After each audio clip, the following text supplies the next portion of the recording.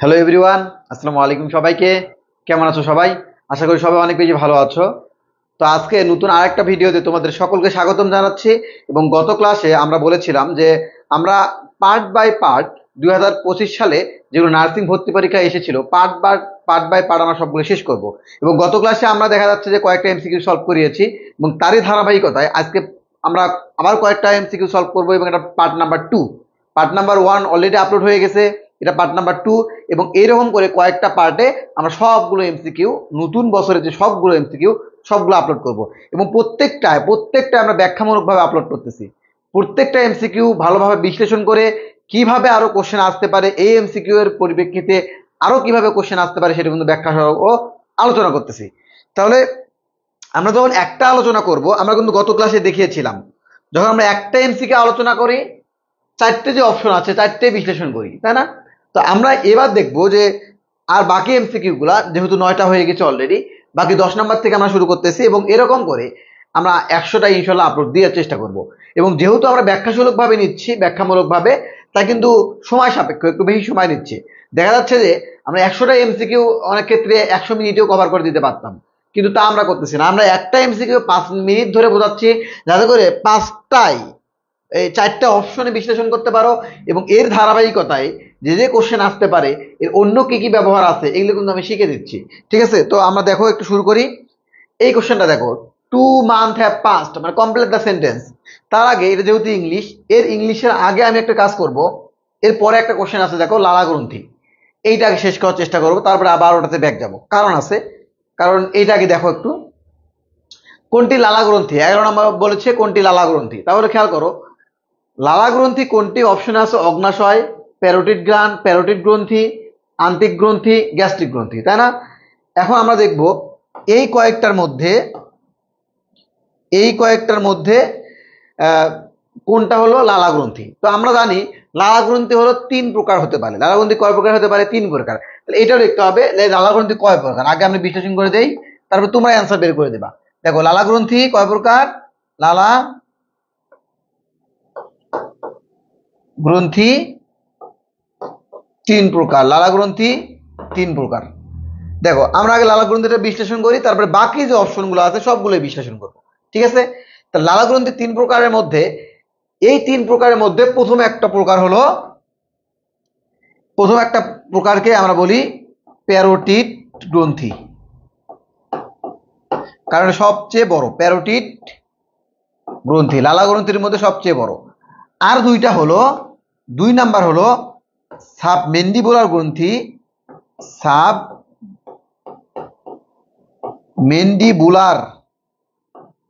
Submandibular গ্রন্থি, এগুলো কিন্তু ভেরি ভেরি ইম্পর্টেন্ট। আর 3 নাম্বার হলো সাবলিঙ্গুয়াল গ্রন্থি, লিঙ্গুয়াল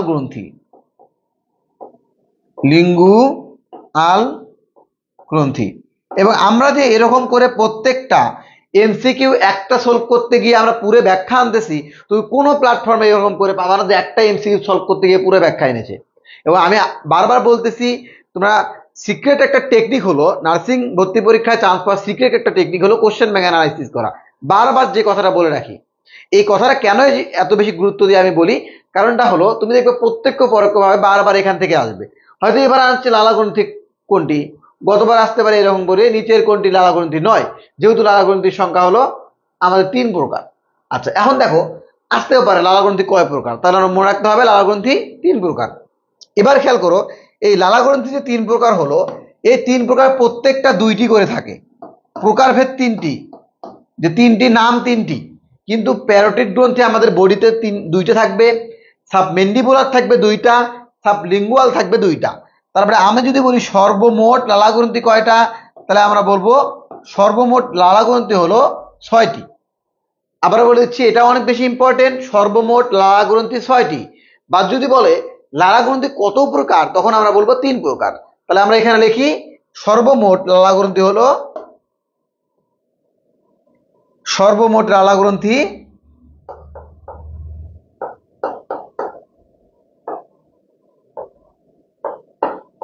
লালা গ্রন্থি 6টি। এটা মুখস্থ রাখতে হবে, এটা অবশ্যই অনেক বেশি ইম্পর্টেন্ট। Very very important. তাহলে এখন দেখো আমরা যে লালা গ্রন্থি সম্পর্কে বিস্তারিত জানলাম, এখান থেকে কয়টা এমসিকিউ আমাদের হয়ে গেল। তাহলে এই এমসিকিউটার অ্যান্সার আমরা অলরেডি পেয়ে গেছি। কোনটি লালা গ্রন্থি? প্যারোটিড গ্রন্থি হলো লালা গ্রন্থি। এবং বাকি তিনটা কেন হবে না এই ব্যাখ্যাও আমরা অল্প একটু পরে আসবো। তার আগে দেখো এই যে আমাদের এখান থেকে কিভাবে কোশ্চেন হতে পারে, নিচের কোনটি লালা গ্রন্থির অন্তর্ভুক্ত নয়, যেহেতু তিনটে আছে তিনটে মুখস্থ করে যাবা এবং প্রত্যেকটা লালা গ্রন্থি থাকে দুইটা করে। তাহলে কোশ্চেন আসবে সর্বমোট লালা গ্রন্থি কয়টি? 6টি। তাহলে এই প্যারোটিড গ্রন্থি এটা থাকে কানের নিচে, ঠিক আছে, প্যারোটিড গ্রন্থি থাকে কানের নিচে। সাবমেন্ডিবুলার গ্রন্থি এটা থাকে মেন্ডিবল, এই যে এটাকে আমরা বলি মেন্ডিবল, মেন্ডিবুলার নিচে থাকবে সাবমেন্ডিবুলার গ্রন্থি। আর সাবলিঙ্গুয়াল, লিঙ্গুয়াল মানে কি? জিহ্বা, জিহ্বার নিচে থাকবে দুইটা গ্রন্থি, সেটা হলো সাবলিঙ্গুয়াল গ্রন্থি, ঠিক আছে। এইটা গেল লালা গ্রন্থি সম্পর্কে আলোচনা। এবং এইখান থেকে আমরা অলরেডি কিন্তু অ্যান্সারটা পেয়ে গেছি যে প্যারোটিড গ্ল্যান্ড হবে অ্যান্সার বা প্যারোটিড গ্রন্থি হবে অ্যান্সার। অ্যান্সারটা এইটা। এবার খেয়াল করো যে কেন বাকিগুলো অ্যান্সার হলো না। এবার যদি আমরা আসি যে অগ্নাশয় গ্রন্থি, এই অগ্নাশয় একটা গ্রন্থি, এই অগ্নাশয় সম্পর্কে তোমরা একটু মনে রাখবা, এটা লালা গ্রন্থি না, এই লালা গ্রন্থি থাকবে তোমার মুখের মধ্যে, ঠিক আছে। লালা গ্রন্থি কোথায় থাকবে বলতো? মুখের মধ্যে। কারণ লালা রস কোথা থেকে নিঃসৃত হয়? মুখ থেকে, তাই না? লালা রস নিঃসৃত হয় মুখ থেকে, তাই মুখের মধ্যে থাকবে লালা গ্রন্থি। এবং আরেকটা পয়েন্টে এখানে আসি, তাহলে লালা গ্রন্থি কি নিঃসৃত করবে? লেখা রাখো, লালা গ্রন্থি লালা রস নিঃসৃত করে, লালা রস নিঃসৃত করে, নিঃসৃত করে। এইবার আসো, এই যে লালা রস নিঃসৃত করতে আমাদের মুখে লালা পড়ে না, এইটাকে বলে লালা গ্রন্থি থেকে নিঃসৃত হয়েছে। এবং প্রতিদিন 1200 থেকে 1500 মিলি লালা রস নিঃসৃত হয়। এটা অনেক বেশি ইম্পর্টেন্ট, ভেরি ভেরি ইম্পর্টেন্ট। দাও লাল কলম দিয়ে বক্স করে দিলাম, এটা অনেক বেশি ইম্পর্টেন্ট। তাহলে কয়টা এমসিকিউ হয়ে গেল দেখছো? লালা গ্রন্থি সম্পর্কে আমরা পড়তে গিয়েই কয়েকটা এমসিকিউ সলভ করতে ফেললাম এবং এইটা অনেক বেশি ইম্পর্টেন্ট, ঠিক আছে। এইবার দেখো এই অগ্নাশয় কেন লালা গ্রন্থি নয়? এটা মুখের মধ্যে অবস্থান করে না, অগ্নাশয় আমাদের পেটের মধ্যে অবস্থান করে, পাকস্থলীর ওইদিকে অবস্থান করে, সেই জন্য এটা লালা গ্রন্থির অন্তর্ভুক্ত নয়। তবে এটার একটা স্পেসিফিক নাম আছে, এটাকে বলে মিশ্র গ্রন্থি। Very very important. দাও এটাও, মিশ্র গ্রন্থি কোনটা? এই যে এটাকে আমরা বলি অগ্নাশয়কে বলা হয় মিশ্র গ্রন্থি, অগ্নাশয়কে বলা হয় মিশ্র গ্রন্থি, মিশ্র গ্রন্থি, অগ্নাশয়কে বলা হয় মিশ্র গ্রন্থি, অগ্নাশয়কে বলা হয় মিশ্র গ্রন্থি। কারণ কেন মিশ্র গ্রন্থি? কারণ হরমোন নিঃসৃত করে, সাথে সাথে এনজাইমও নিঃসৃত করে, সেই জন্য এটাকে বলা হয় মিশ্র গ্রন্থি। ভেরি ভেরি ইম্পর্টেন্ট, ওটা অনেক বেশি ইম্পর্টেন্ট। তাহলে অগ্নাশয় একটা মিশ্র গ্রন্থি, কারণটা হলো এটা হরমোন নিঃসরণ করে এবং এনজাইমও নিঃসরণ করে, সেই জন্য দুইটা কম্বিনেশন করে নিঃসরণ করে, একটা একটা করে দুইটা যেহেতু নিঃসরণ করতেছে, তাহলে আমরা এটাকে বলবো মিশ্র গ্রন্থি। এটা অনেক বেশি ইম্পর্টেন্ট, যেগুলো বলেছি এগুলো অনেক বেশি ইম্পর্টেন্ট। তাহলে দেখো প্যারোটিড গ্রন্থি তো চলে গেছে, তাহলে অগ্নাশয় গ্রন্থি, আন্তরিক গ্রন্থি। দেখো আন্তরিক গ্রন্থিটা কেন আমাদের লালা গ্রন্থির অন্তর্ভুক্ত নয়? কারণটা হলো আন্তরিক গ্রন্থি হলো আমাদের পাকস্থলী আছে না, ওই পাকস্থলীর পরে আমাদের দেখবা আন্তরিক একটা নালী থাকে, যেটাকে আমরা বলি ডিউডেনাম জেজুনাম ইলিয়াম, আছে না আমাদের অন্য নালী। তার অন্য নালীর পরে যেটা পাকস্থলী, পাকস্থলীর পরে দেখবা আন্তরিক নালী থাকে, এইটাকে আমরা ওখানে আন্তরিক নালীতে থাকে আন্তরিক গ্রন্থি, ঠিক আছে। আচ্ছা, আমরা এই আন্তরিক গ্রন্থি তাহলে কোথায় থাকলো? পাকস্থলীর পরে, তাহলে এটাকে আমরা বলতে পারবো না যে এটা হলো লালা গ্রন্থি, তাহলে এটা লালা গ্রন্থি নয়। আবার দেখো গ্যাস্ট্রিক গ্রন্থি, গ্যাস্ট্রিক গ্রন্থি থাকে পাকস্থলীতে, তো গ্যাস্ট্রিক গ্রন্থি কোথায় থাকে? পাকস্থলীতে। এটা লিখে রাখো, গ্যাস্ট্রিক গ্রন্থি থাকে পাকস্থলীতে, এটা একটা অন্য কালার নেই, এইটা থাকে পাকস্থলীতে, তাহলে এটাও লালা গ্রন্থি নয়। গ্যাস্ট্রিক গ্রন্থি কোথায় থাকে? পাকস্থলীতে থাকে। তাহলে পাকস্থলী কোথায় থাকে? আমাদের পেটের মধ্যে। তাহলে পাকস্থলীতে থাকে হলো গ্যাস্ট্রিক গ্রন্থি, পাকস্থলীর দেয়ালে। এবং আরেকটা জিনিস মনে রাখবা, এই গ্যাস্ট্রিক গ্রন্থি থেকে হাইড্রোক্লোরিক অ্যাসিড নিঃসৃত হয়। কি নিঃসৃত হয়? HCl বা হাইড্রোক্লোরিক অ্যাসিড নিঃসৃত হয় গ্যাস্ট্রিক গ্রন্থি থেকে, HCl বা হাইড্রোক্লোরিক অ্যাসিড। লিখে রাখো, হাইড্রোক্লোরিক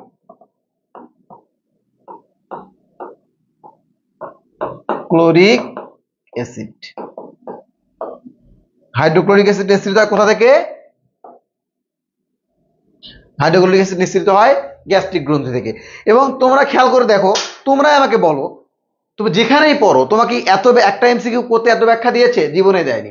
এবং আমরা এই রকম করে, এবং এর থেকে আরো হয়তো মডিফাই হবে আমাদের, যে আমাদের এখন আপকামিং আমরা একটা কোশ্চেন ব্যাংক বের করতেছি, এই কোশ্চেন ব্যাংকটা তোমরা যারা এইবার নার্সিং ভর্তি পরীক্ষা দিবা, তার জন্য প্রিপারেশন নিবা, তারা দেখবা যে তোমরা যদি কোনো ক্রমে এই কোশ্চেনটা হাতে পাও, তোমরা দেখবা প্রত্যেকটা এমসিকিউ আমরা এর থেকে আরো ভালোভাবে ব্যাখ্যা দিয়েছি, এর থেকে আরো কিভাবে আসতে পারে। এবং তোমরা দেখো এই এমসিকিউটা সলভ করতে আমরা কয়টা ব্যাখ্যা করলাম। তাহলে এই 14 গোষ্ঠী যেহেতু হয়ে গেল, তার মানে এই টপিক থেকে কখনো যদি কোশ্চেন আসে তোমার ভুল হওয়ার সম্ভাবনা নেই। এবং আমরা একবারে গ্যারান্টি দিয়ে বলতেছি, ওই বইটাতে যে বইটা আমাদের আসতেছে, ওই বইটা এভাবে যেগুলো ব্যাখ্যা আমরা করেছি, ওখান থেকে 90 থেকে 100% চান্স, মানে 90 থেকে 100% কমন পাওয়ার একটা চান্স আছে। এবং এটা আমরা গ্যারান্টি দিয়ে বলতেছি। এবং বাজারে যে কোনো বই দেখবা এরকম কোনো ব্যাখ্যা যদি থাকে, তাহলে আমরা আমাদের বই থেকে 1 টাকাও আমরা এমনি সবাইকে দিয়ে দেবো। তোমরা এইটুকু আমরা তোমাদের গ্যারান্টি দিয়ে দিলাম। তাহলে দেখো, তারপর দেখো এই সর্বমোট লালা গ্রন্থি তাহলে হয়ে গেল, এই এমসিকিউটা আমরা সলভ করলাম। এবার দেখো নেক্সট এমসিকিউ, নেক্সট কোনটা? আচ্ছা, একটা এমসিকিউ আমরা বাদ দিয়ে এসেছি, ওটা করবো আমরা, কারণ ওটা তো অনেক কিছু বোঝার আছে, সেই জন্য আপাতত আমি অ্যাভয়েড করে এসেছি। ঠিক আছে, আমরা আবার পড়বো। জগা খিচুড়ি বাগধারাতে বাগধারা সঠিক অর্থ কি? জগা খিচুড়ি, জগা খিচুড়ি মানে বিশৃঙ্খল, এটা একটা বাগধারা। বাগধারা তোমাদের মুখস্থ করে নিতে হবে। এবং কয়েকটা বাগধারা আছে যেগুলো অনেক কমন, যেগুলো আসে। এবং আমরা দেখবা যখন ব্যাখ্যা দিয়েছি বলেছি যে ইম্পর্টেন্ট বাগধারাগুলো এখন মুখস্থ করে দাও, নার্সিং ভর্তি পরীক্ষার জন্য ইম্পর্টেন্ট বাগধারা কোনগুলো সেগুলো মুখস্থ করে দাও। যে তাই এখানে যেহেতু কোনো ব্যাখ্যা নাই, ব্যাখ্যামূলক ভাবে কি করতে হবে? মুখস্থ করতে হবে। এবং কোনগুলো মুখস্থ করতে হবে এগুলো কিন্তু আমরা বই উল্লেখ করে দিয়েছি, যে এগুলো এগুলো মুখস্থ করে নাও, এবং ওখান থেকে তোমার কমন পেয়ে যাবা। তো জগা খিচুড়ি মানে কি? জগা খিচুড়ি মানে বিশৃঙ্খল। তাহলে দেখো ভরপুর, ভরপুর মানে অনেক আছে, যেখানে নষ্ট হওয়া, দেখো কিছু নেই, বিশৃঙ্খল, বিশৃঙ্খল আছে, তাহলে এটাই আনসার। তবে এখানে অত বেশি ব্যাখ্যা নেই। আর এখানে যদি আমাদের নাও হতো, তবে তোমরা দেখবা মাঝে মাঝে মনে হয় যে মাথা জগা খিচুড়ি বেঁচে গেছে, মানে মাঝে মাঝে একটা কথা বলার সময় বলে ফেলে, তো জগা খিচুড়ি মানে বিশৃঙ্খল, মানে আমি তোমার মাথায় কিছু ঢুকতেছে না, এরকম বিষয়টা। তো তোমরা যারা এখনো মনে করতেছো নার্সিং এ চান্স পাওয়া অনেক কঠিন, তাদের জন্য একটাই রিকোয়েস্ট, নিজেকে মানে নিজের কনফিডেন্স ধরে রাখো। এবং এমন কিছু করা যাবে, এমন কিছু পড়া যাবে না যেখান থেকে আসে না কখনো। তাহলে এমন এমন সিলেক্টিভ টপিক পড়তে হবে যেখান থেকে বারবার এমসিকিউ আসতেছে, বারবার এমসিকিউ আসতেছে, এই সিলেক্টিভ টপিকগুলো বারবার পড়তে হবে। তাই এমন বই নিয়ে তুমি A to Z পড়লা, কোশ্চেন পাইলা না কমন, তাহলে লাভটা কি হলো? তাহলে এমন বই নেওয়া যাবে না যেখান থেকে কোশ্চেন আসে না। এমন কিছু বই ফলো করতে হবে, বা এমন কিছু লোকজনের গাইডলাইন ফলো করতে হবে, বা এমন একটা কোচিং এর বা এমন একটা অনলাইন প্ল্যাটফর্মের গাইডলাইন তোমাকে ফলো করতে হবে যেখান থেকে আমি আউটপুট ভালো পাবো, তাই না? আচ্ছা, তাহলে দেখো জগা খিচুড়ি বাগধারার সঠিক অর্থ কি? বিশৃঙ্খল, এটা চলে গেল। এইবার আমরা আসি ওই যে ইংলিশটা বাদ দিয়েছিলাম, সেই ইংলিশটাতে আসি। Complete the sentence 2 months have passed, মানে 2 মাস অতিক্রম হয়ে গেছে। এখন অপশনটা হলো প্রথম অপশন বিকজ, আচ্ছা এখানে টাইপিং মিস্টেক হয়েছে একটু, বিকজ এখানে হবে আই মেট। আচ্ছা এটা আমি হলুদ কলম দিয়ে লিখেছি, যেহেতু হলুদ কলম দিয়ে লেখা আছে।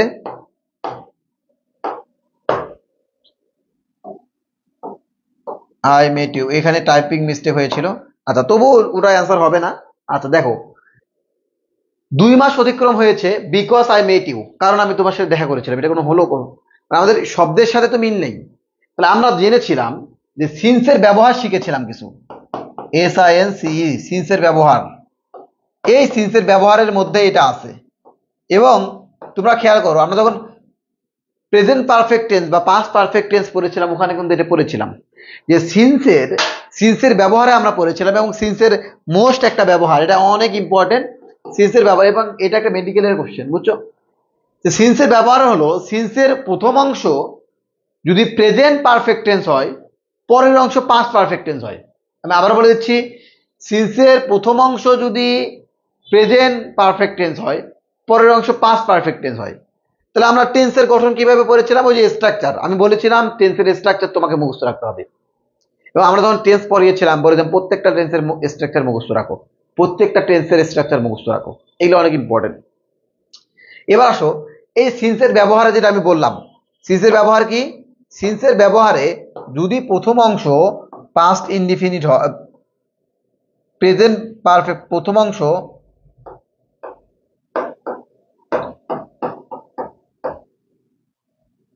প্রেজেন্ট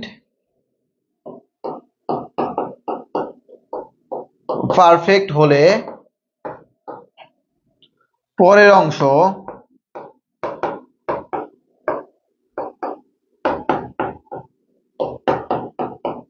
পাস্ট পারফেক্ট হবে। এইবার দেখো সিন্সের মানে সিন্স মাঝখানে থাকবে। তাহলে এখন খেয়াল করো two month have past since I met you. দেখো তো সিন্সের আগের অংশ কি আছে, 2 মান্থ হ্যাভ পাস্ট, এটা কি tense, subject plus have plus মূল ভার্বের past participle, present perfect tense, since plus past indefinite. আচ্ছা এখানে একটা কথা বলে রাখি, পাস্ট পারফেক্ট টেন্স হয় অবলিক দিয়ে রাখো, পাস্ট ইনডিফিনিটও হয়, পাস্ট ইনডিফিনিট অথবা পাস্ট ইনডিফিনিট যে কোনো একটা হলে হবে। এখানে যেহেতু দিছে সেজন্য আমাদের এটা ভালোভাবে বুঝতে হবে। আচ্ছা তোমরা কিভাবে মনে রাখবা, এই টু হ্যাভ মান্থ ফাস্ট বলুক বা মেনি ইয়ার হ্যাভ পাস্ট বলুক, মানে অনেক দিন চলে গেছে, তখন মনে করবো ওখানে সিন্স আছে। কারণ সিন্সের কাজ হলো, এই সিন্সের অর্থটা হলো অতীত থেকে, মানে অতীত থেকে এখন পর্যন্ত, অতীতকে বর্তমানের সাথে জুড়ে দেওয়া, অতীতকে বর্তমানের সাথে জুড়ে দেওয়া। মানে তাহলে দেখো অনেক অনেক দিন, মানে 2 মান্থ 2 মাস অতিক্রম হয়ে গেছে, দেখো present, since I met you, আমি তোমার সাথে দেখা করেছিলাম, আমি তোমার সাথে দেখা করেছিলাম, এটা কি টেন্স, পাস্ট টেন্স। আর দেখো এটা হলো প্রেজেন্ট টেন্স, তাহলে অতীতের সাথে প্রেজেন্টের কানেকশন পয়েন্ট সেটা হলো সিন্স, সেটা আমাদের মনে রাখতে হবে, এটা অনেক বেশি ইম্পর্টেন্ট। এবং এইটাও যদি তোমরা না বোঝো এটা তুলে রাখো, এবং তুলে রাখার পর তোমরা দেখো এখানে আমি একটা তোমাদের জিনিস বোঝাই, তোমাকে যদি কখনো বলে, আমাদের যেহেতু এটা বলেছে 2 month have past since I met you, after I met you কখনো হয় না, বিফোর আই মেট ইউ কখনো হয় না, তাহলে এটা কি করতে হবে, যদি বলতো মেনি ইয়ার হ্যাভ পাস্ট, অনেক বছর হয়ে গেছে, মেনি ইয়ার হ্যাভ পাস্ট, অনেক বছর হয়ে গেছে, দেখছো অনেক বছর হয়ে গেছে, তখন আমি বলতাম সিন্স আই মেট ইউ, আমি তোমার সাথে দেখা করেছিলাম, তখন শুধু অর্থটা কি দাঁড়ালো, এটা 2 মাস, এটা অনেক বছর, অনেক বছর হয়ে গেছে, তখন আমি বলতাম সিন্স আই মেট ইউ, এটাই বলতাম। তোমরা এটাই মুখস্থ করো যে সিন্স এর সাথে দুইটা অংশকে কানেক্ট করে দেওয়ার জন্য যদি একটা প্রেজেন্ট টেন্স থাকে আর পরেরটা যদি পাস্ট টেন্স থাকে, দুটোকে কানেক্ট করার জন্য আমাদের সিন্স এর আবির্ভাব। বুঝতে পেরেছো? তাহলে এইটা আমাদের মনে রাখতে হবে। আমরা যখন পাস্ট পারফেক্ট টেন্স পড়িয়েছিলাম সেখানে তোমাদের মুখস্থ করতে বলেছিলাম পাস্ট এবং প্রেজেন্ট পারফেক্ট টেন্স, ওইটা মুখস্থ করে নিবা। টেন্সের ভিডিওটা দেখে আসো, যদি লাগে ভিডিও তোমরা কমেন্ট করবা, আমরা আলাদা করে ভিডিও দেবো, ঠিক আছে? আচ্ছা এখন দেখো সিন্সের আরো ব্যবহার আমাদের পড়তে হবে, তাহলে এইটা আমাদের এভাবে পড়তে হবে যে এইটার ব্যাখ্যাটা হলো এটা, যদি না বোঝো আবারও বলবা, আমরা আবার ব্যাখ্যা দিয়ে দিব। তাহলে সিন্স কেন হলো এইটা মুখস্থ করে নিবা, যে অতীত থেকে শুরু করে বর্তমান দুইটাকে কানেকশন করার জন্য আমাদের কি আসবে বলতো, সিন্স আসবে, ঠিক আছে? আচ্ছা তারপরে দেখো সিন্সের আরো কিছু ব্যবহার আমরা দেখব, সিন্সের আরো কিছু ব্যবহার আমরা দেখব, সিন্সের ব্যবহার আরো আছে।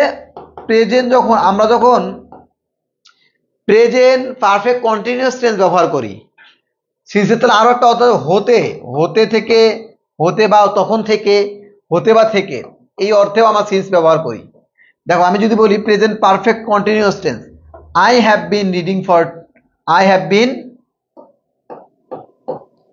রিডিং, আমি পড়তেছি সিন্স মর্নিং, সিন্স মর্নিং, আমি সকাল থেকে পড়তেছি। বা এটাও আসতে পারে ইট হ্যাজ বিন রেইনিং,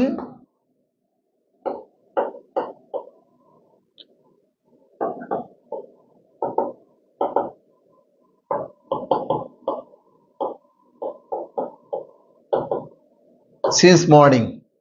এই দুটা অনেক বেশি ইম্পর্টেন্ট, এই দুটা দাগিয়ে রাখো। ইট হ্যাজ বিন রেইনিং, এই সিন্সের জায়গায় ব্র্যাকেট থাকবে একটা, বা সিন্সকে ড্যাশ দিয়ে দিবে যে এটাতে বসাও, মুখস্থ করতে হবে it has been raining since morning. এটা কোন টেন্স, স্ট্রাকচার দেখো। তোমাদের আমি বারবার বলেছিলাম যখন বিগত কোশ্চেনগুলো দিয়ে বিগত ক্লাসগুলো নিয়েছিলাম, ওখানে টেন্সের আলোচনা করেছিলাম, বলেছিলাম 12টা টেন্সের স্ট্রাকচারটা মুখস্থ করে আসবা, 12টা টেন্সের স্ট্রাকচার মুখস্থ করবা, তাহলে ইজিলি পেয়ে যাবা, ঠিক আছে? আচ্ছা এটা খুব সহজ, এটা নিয়ে অত পেনিক নাই। তাহলে তারপর একটা দেখো, এটা তো পড়াইছি, এটাও পড়াইছি, বিশৃঙ্খল, বীরবল। আচ্ছা দেখো বীরবল ছন্দ নামে কে লিখতো, কখন লিখতো এগুলা? মুক্তিযুদ্ধের সময় অনেকে ছন্দনাম ব্যবহার করতো, যাতে করে পাকিস্তানি হানাদার বাহিনী জানতে না পারে যে উনি লিখতেছে, কারণ ওনাকে অ্যাটাক করবে তখন। তাহলে বীরবর ছন্দনাম, দেখো শহীদুল্লাহ কায়সার কোনো ছন্দনাম ব্যবহার করে নাই, উনি ওনার নামেই হিসাব করেছিল, ওনার নামেই প্রকাশ করেছিল। তাহলে শওকত ওসমান ইনিও কোনো ছদ্মনাম ব্যবহার করে নাই। সৈয়দ শামসুল হক ইনি অনেক সময় হক ছদ্মনাম ব্যবহার করেছেন, হক, এই শুধু এই হকটা। আর প্রমোদ চৌধুরীকে আমরা বলি বীরবল, বীরবল ছদ্মনাম, প্রমোদ চৌধুরীর ছদ্মনাম হলো বীরবল। তাহলে মুখস্থ করতে হবে প্রমোদ চৌধুরীর ছদ্মনাম কি? বীরবল। প্রমোদ চৌধুরীর ছদ্মনাম বীরবল, এটা মুখস্থ করতে হবে। আচ্ছা, তারপর দেখো কোনটি অ্যান্টিবায়োটিক হিসেবে ব্যবহৃত হয়, এটা ভেরি ভেরি ইম্পর্টেন্ট। দেখো অ্যান্টিবায়োটিক হিসেবে ব্যবহৃত হয় কোনটা, আমরা চারটেই বিশ্লেষণ করি। প্রথম আছে প্যারাসিটামল। এই প্যারাসিটামল কি হিসেবে ব্যবহার করে সেটা আগে বলো। জ্বরের ওষুধের জন্য বা ব্যথানাশক ওষুধের জন্য, তাহলে আমরা বলবো জ্বর এবং ব্যথানাশক ওষুধের জন্য ব্যথানাশক ওষুধ হিসেবে জ্বর এবং, আচ্ছা এইটা ব্যথানাশক ঔষধ হিসেবে।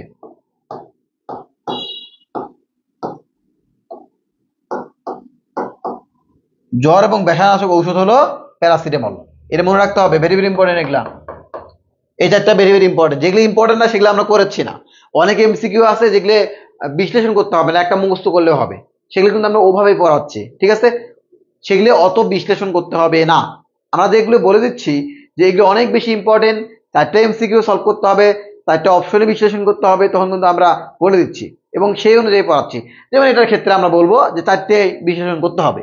তাহলে চারটে বিশ্লেষণ করতে হলে কি করতে হবে? প্রথমে প্যারাসিটামল নিলাম, জ্বর এবং ব্যথানাশক ঔষধ। আচ্ছা, তারপরে আসো এই যে এটাতে আসো, একটু মাঝখানে একটু বাদ দিয়ে রাখলাম, অ্যালকোহল। এটা জীবাণুনাশক হিসেবে ব্যবহার করা হয়।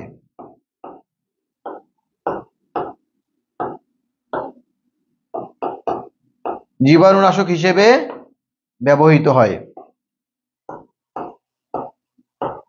জীবাণুনাশক হিসেবে ব্যবহৃত হয়। প্যান্টোপ্রাজল, এই প্যান্টোপ্রাজল আমরা মাঝে মাঝে ওমাপ্রাজল খাই না, ম্যাক্স প্রো, প্যান্টোনিক্স, এগুলো খাই না? মনে দেখবে লেখা আছে ওমাপ্রাজল বা প্যান্টোপ্রাজল। এটা তাহলে কিসের ট্যাবলেট? ওই গ্যাসের ট্যাবলেট বলে না আমরা, গ্যাসের ট্যাবলেট, সেটাকে আমরা বলি প্যান্টোপ্রাজল। তাহলে অ্যাসিডিটির সমস্যা হওয়ার কারণে পাকস্থলীতে যদি কখনো অ্যাসিডিটি হয়, যেটাকে আমরা বলি বাংলা ভাষায় যে কি বলি, গ্রামের মানুষ গ্যাস্ট্রিক হয়েছে, যদিও গ্যাস্ট্রিক হয় না, ওরা একটু তোমরা বুঝতে পারো না, ওটাকে বলে অ্যাসিডিটি, মেডিকেল নাম হলো অ্যাসিডিটি। তাহলে এই যে গ্যাস যখন হয়, তা তোমরা লিখে রাখো যে ওই গ্যাস্ট্রিক ট্যাবলেট হিসেবে আমরা প্যান্টোপ্রাজল খেয়ে থাকি। তাহলে আমরা কি লিখবো? অ্যাসিডিটির সমস্যা দূর করার জন্য, অ্যাসিডিটি, অ্যাসিডিটির সমস্যা দূর করার জন্য অ্যাসিডিটির ঔষধ লিখলাম একবারে, অ্যাসিডিটির ঔষধ। তাহলে অ্যাসিডিটির ঔষধ কি? প্যান্টোপ্রাজল। এই যে এইটাকে আমরা বলি, এইটা হলো একটু অন্য কালার নেই, এইটাকে আমরা বলি অ্যান্টিবায়োটিক,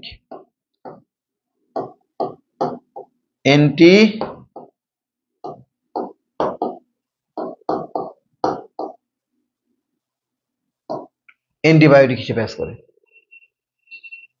তাহলে অ্যান্টিবায়োটিক হিসেবে কাজ করে কে? পেনিসিলিন। এটা অনেক বেশি ইম্পর্টেন্ট, তাহলে এটা মুখস্থ রাখবা। এই চারটা বিশ্লেষণ করে দিলাম, এগুলো পড়বা, শেষ। এগুলো দিয়ে আর পড়ার দরকার নেই। এবার next, what kind of pronoun is many. আচ্ছা, এবার আসো এই যে প্রোনাউনটা, মেনি কোন প্রোনাউন? দেখো আমাদের চারটে প্রোনাউন এখানে দেওয়া আছে এবং প্রোনাউন 8 প্রকার, আমরা আলাদা করে মুখস্থ করে নেব। প্রত্যেকটা কোনটা কোন প্রোনাউন এক্সাম্পল সহ পড়বো, আলাদা করে পড়বা তোমরা। এবং এই ইনডিফিনিট প্রোনাউন কাকে বলে, ডিস্ট্রিবিউট কাকে বলে, এগুলো প্রত্যেকটা জানতে হবে। তাহলে আমরা আসি, আমরা প্রত্যেকটা যদি জানি, যে এখান থেকে একবার তীর চিহ্ন দিলাম। এবার দেখো ডিস্ট্রিবিউটেড প্রোনাউন হলো ইনডিফিনিট, মানে প্রত্যেকটাকে আলাদা আলাদা করে বোঝাকে আমরা বলি ইনডিফিনিট প্রোনাউন, তাকে আমরা বলি ইনডিফিনিট প্রোনাউন। যেমন আমরা যদি এটাকে বলি, এই যে সামওয়ান,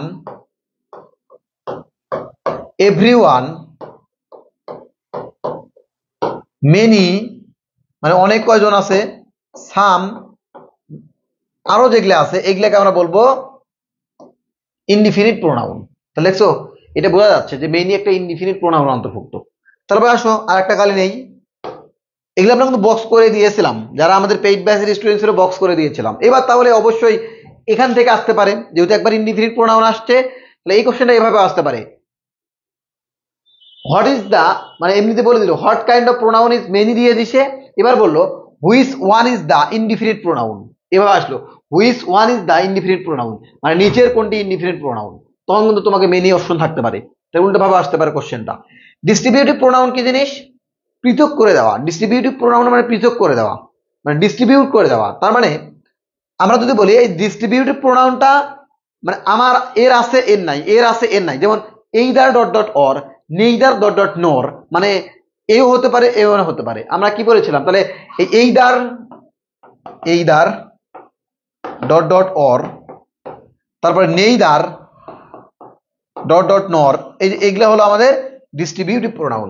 এইদার নেইদার এগুলো ডিস্ট্রিবিউটিভ প্রোনাউন, এই দুটো মুখস্থ রাখলে হবে। ডিস্ট্রিবিউটিভ প্রোনাউনের ক্ষেত্রে এই দুটো মুখস্থ রাখলে হবে, এইদার আর নেইদার এই দুটো মুখস্থ রাখলে হবে। বাট এইদারের সাথে অর বসে, নেইদারের সাথে নর বসে, এরা না জানলে হবে। বা তোমরা মনে রাখবা ডিস্ট্রিবিউটিভ উদাহরণ হলো এইদার আর নেইদার, এই দুটো পড়লেও হবে। এবার দেখো ডিমনস্ট্রেটিভ প্রোনাউন, এটা আর একটা কালার নেই। এই ডিমনস্ট্রেটিভ প্রোনাউন হলো ডিমনস্ট্রেট করে দেয়, বলে যে এইটা ওইটা, এইটা ওইটা, ওইগুলা এইগুলা, এগুলা। ডিমনস্ট্রেট মানে কি নির্দেশ করে দেয়। তাহলে আমি যদি বলি এই কলমটা, নির্দেশ করে দিলাম না, তাহলে আমরা বলবো দিস, দ্যাট, দিস মানে এইটা, দ্যাট মানে ওইটা, দেশ এইগুলা, আর দোষ ওইগুলা। তাহলে এইটা হলো আমাদের কি প্রোনাউন বলতো? Demonstrative pronoun. রিলেটিভ প্রোনাউন মানে সংযোগ স্থাপন করে। আমাদের যে ইন্ট্রোগেটিভ প্রোনাউন গুলো আছে, ইন্ট্রোগেটিভ প্রোনাউন গুলা WH ওয়ার্ড কোনগুলা?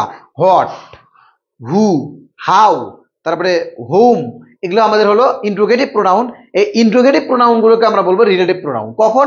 যখন মাঝখানে কনজাংশন হিসেবে ব্যবহার করা হবে, তখন আমরা বলবো রিলেটিভ প্রোনাউন। তাহলে আমরা এত কিছু ব্যাখ্যা এখন যাবো না, আমরা শুধু পড়বো হু একটা রিলেটিভ প্রোনাউন, হোয়াটও একটা রিলেটিভ প্রোনাউন আসতে পারে, হোম একটা রিলেটিভ প্রোনাউন আসতে পারে, এটা প্রত্যেকটা একটা রিলেটিভ প্রোনাউন। তাহলে এগুলো রিলেটিভ প্রোনাউন, কারণ মাঝখানে সংযোগ হিসেবে কাজ করে। তাহলে রিলেটিভ প্রোনাউনের আরেকটা কাজ হলো কনজাংশন হিসেবে কাজ করে। লিখবো এটা কনজাংশন হিসেবে কাজ করে। তো কনজাংশন হিসেবে কাজ করে রিলেটিভ প্রোনাউন। নেক্সট দেখো the correct antonym for the word illuminate. আচ্ছা, ইলুমিনেট মানে হলো আলোকিত করা। ইলুমিনেট মানে কি? বা এই লেখাটা দেখা যাচ্ছে কি? দেখেন তো, ইলুমিনেট মানে আলোকিত করা, আলোকিত করা। ইলুমিনেট মানে আলোকিত করা। তাহলে ইলুমিনেট মানে হলো দেখা যাচ্ছে, ইলুমিনেট মানে আলোকিত করা। এটা শব্দার্থ মুখস্থ করতে হবে। তাহলে আমরা আসি এখানে দেখি যে অ্যান্টোনিম চাইছে। অ্যান্টোনিম মানে কি? তাহলে অ্যান্টোনিম মানে বিপরীত শব্দ। তাহলে দেখি, ডার্কেন মানে অন্ধকারাচ্ছন্ন করা, অন্ধকারাচ্ছন্ন, অন্ধকারাচ্ছন্ন করা, অন্ধকার করা, অন্ধকারাচ্ছন্ন করা বা অন্ধকার করা। ক্লারিটি মানে স্বচ্ছতা, মানে স্পষ্টতা। ক্লারিটি মানে কি? স্পষ্টতা। তাহলে আমি এখানে একটু অন্য কালার নেই। ক্লারিটি মানে স্পষ্টতা, স্পষ্টতা। তাহলে এই উচ্চারণে আমাদের সবগুলো মুখস্থ হয়ে যাবে। ফেয়ার মানে সুন্দর, ফেয়ার মানে কি? সুন্দর। লাইট আপ মানে আলোকিত করা, লাইট আপ আলোকিত করা।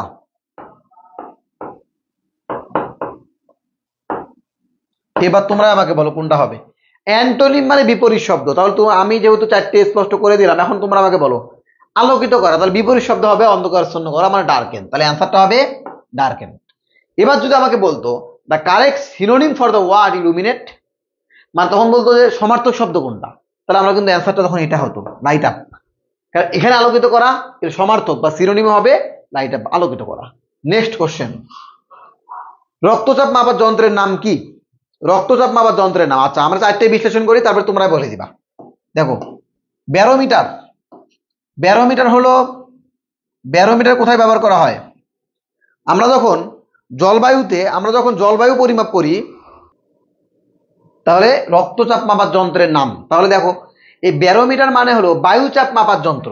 ব্যারোমিটার মানে কি? তাহলে এখানে লিখলাম বায়ুচাপ মাপার যন্ত্র, মানে বায়ুর চাপ মাপার যন্ত্র হলো, তার বায়ুর চাপ মাপার যন্ত্র, বায়ুচাপ মাপার যন্ত্রকে আমরা বলি ব্যারোমিটার।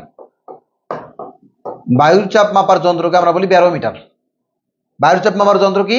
ব্যারোমিটারকে আমরা বলি বায়ুর চাপ মাপার যন্ত্র। আচ্ছা, এই বায়ুর চাপ মাপে কি হয়? জলবায়ু সংক্রান্ত বা আবহাওয়া সংক্রান্ত ভবিষ্যৎবাণী করে। বিজ্ঞানীরা তখন বলে যে, মাঝে মাঝে বলে না যে 9 নম্বর বিপদ সংখ্যা দিয়েছে, 11 নম্বর বিপদ সংখ্যা দিয়েছে, এগুলো কিভাবে দেয়? এই যে ব্যারোমিটারের সাহায্যে। ঠিক আছে, ব্যারোমিটারের সাহায্যে বায়ুচাপ মাপে, তারপরে বলে যেখানে ঝড় হওয়ার সম্ভাবনা আছে বা ঝড় হওয়ার সম্ভাবনা নাই। তাহলে আমরা যদি বলি আবহাওয়ার পূর্ব সংকেত দেয় কে, কোনটি, তাহলে ব্যারোমিটার। এখানে লিখে রাখো, আবহাওয়ার পূর্ব সংকেত দেয় ব্যারোমিটার। আবহাওয়ার পূর্ব সংকেত দেয় ব্যারোমিটার। আবহাওয়ার পূর্ব সংকেত দেয় ব্যারোমিটার।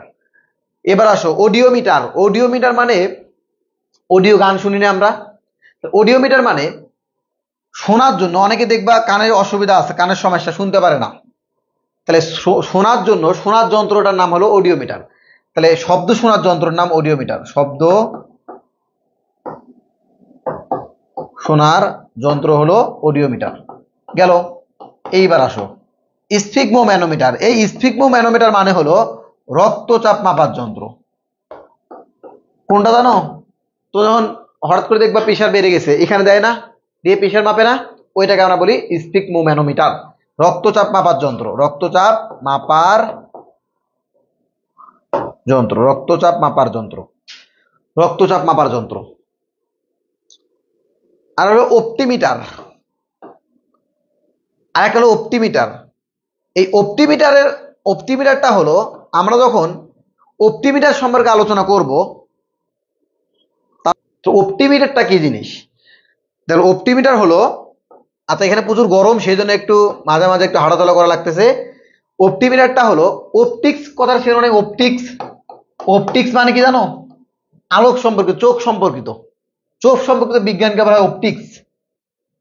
বুঝছো? তাহলে অপটিক্স থেকে আসছিল অপ্টিমিটার। তাহলে যাদের চোখের সমস্যা আছে, ওই চোখের সমস্যা নিরূপণ করা হয় অপ্টিমিটার দ্বারা। তাহলে চোখে, স্বাভাবিক চোখে না, যখন চোখের সমস্যা থাকে তখন এই যে অপ্টিমিটার দ্বারা, আমাদের লেন্সগুলো অপ্টিমিটার দ্বারা নির্ধারণ করা হয়। এই যে আমার চোখের সমস্যা আছে, আমাকে প্রথম ডাক্তার যখন গিয়েছিলাম, ডাক্তারের কাছে যখন অপ্টিমিটার দ্বারা চোখটা দেখেছিল। তো অপ্টিমিটার হলো চোখে দেখার জন্য, মানে আলো দেখার জন্য, আমরা চোখে দেখার জন্য বলি, চোখে দেখার মিটার। স্বাভাবিক চোখে না,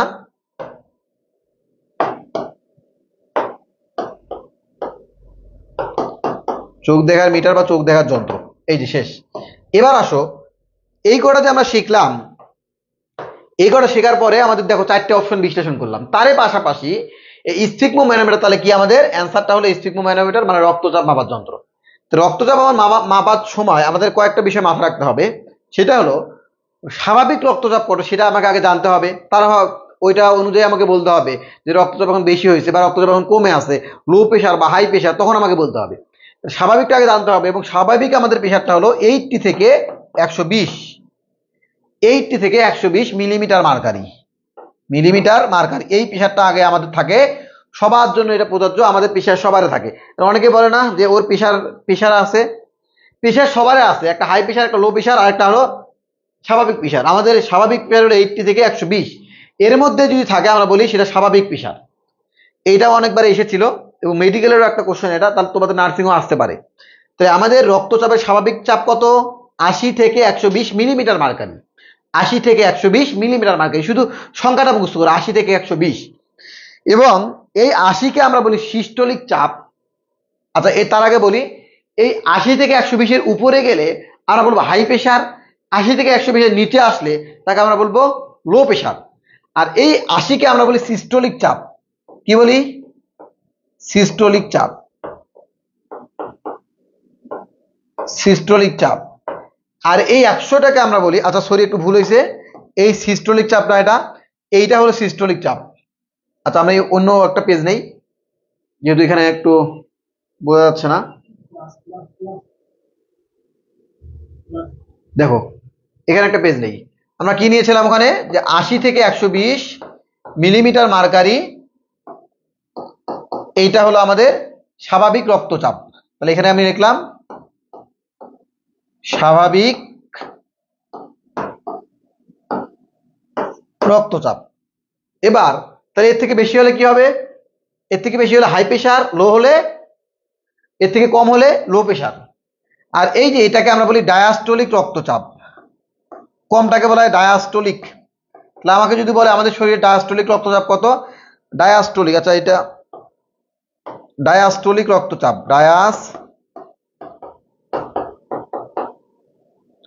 ডায়াস্টোলিক রক্তচাপ আর এইটাকে বলে সিস্টোলিক রক্তচাপ। তাহলে আমাকে যদি কোশ্চেন করে আমাদের বডিতে সিস্টোলিক রক্তচাপ কত, এই যে, তাহলে এগুলো মুখস্থ করতে হবে, এগুলো অনেক বেশি ইম্পর্টেন্ট। আচ্ছা, আজকে এই পর্যন্ত, আর ক্লাস নিব না। এখন পরবর্তী দিন আবার আমরা কয়েকটা এমসিকিউ নিয়ে হাজির হবো, এবং এইভাবে আমরা 25 সালে যে নতুন এমসিকিউটা হয়েছিল, নতুন যে কোশ্চেনটা হয়েছিল, এই কোশ্চেন প্যাটার্ন বোঝানোর জন্য আর প্রত্যেকটা এমসিকিউ সলভ করে, প্রত্যেকটা ব্যাখ্যামূলকভাবে সলভ করে আমরা ক্লাসটা নিব, প্রত্যেকটা পার্ট আকারে পার্ট। যে 2 নম্বর পার্ট, 3 নম্বর পার্টের জন্য সবাই রেডি থাকো। ততক্ষণ পর্যন্ত সবাই ভালো থেকো, সুস্থ থেকো। আসসালামু আলাইকুম রহমতুল্লাহ।